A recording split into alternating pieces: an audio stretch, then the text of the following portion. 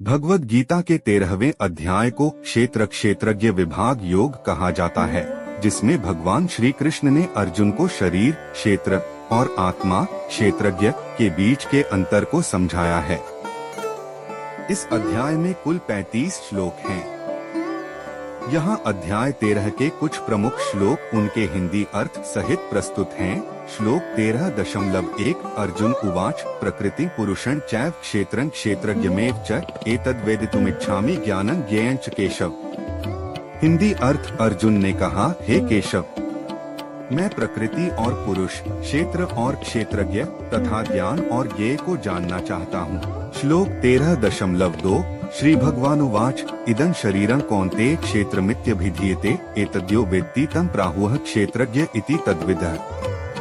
हिंदी अर्थ भगवान ने कहा, हे कौन्तेय, यह शरीर क्षेत्र कहलाता है और जो इसे जानता है उसे क्षेत्रज्ञ कहते हैं। श्लोक 13.3 क्षेत्रज्ञ चापि मां विद्धि सर्वक्षेत्रेषु भारत क्षेत्र क्षेत्रज्ञ और ज्ञानं यत्तज्ज्ञानं मतं मम। हिंदी अर्थ हे भारत, सभी क्षेत्रों में क्षेत्रज्ञ मुझे ही जानो। क्षेत्र और क्षेत्रज्ञ का जो ज्ञान है वही वास्तविक ज्ञान है, ऐसा मेरा मत है। श्लोक 13.4 तत्क्षेत्रं यच्च यादृक्च यद्विकारी यतश्च यत् स च यो यत्प्रभावश्च तत्समासेन में शृणु। हिंदी अर्थ अब संक्षेप में मुझसे सुनो कि वह क्षेत्र क्या है, कैसा है, किस प्रकार के विकारों से युक्त है और वह क्षेत्रज्ञ कौन है, उसकी क्या शक्तियाँ हैं। श्लोक 13.5 ऋषिभिर्बहुधा गीतं छन्दोभिर्विविधैः पृथक् ब्रह्मसूत्रपदैश्चैव हेतुमद्भिर्विनिश्चितैः।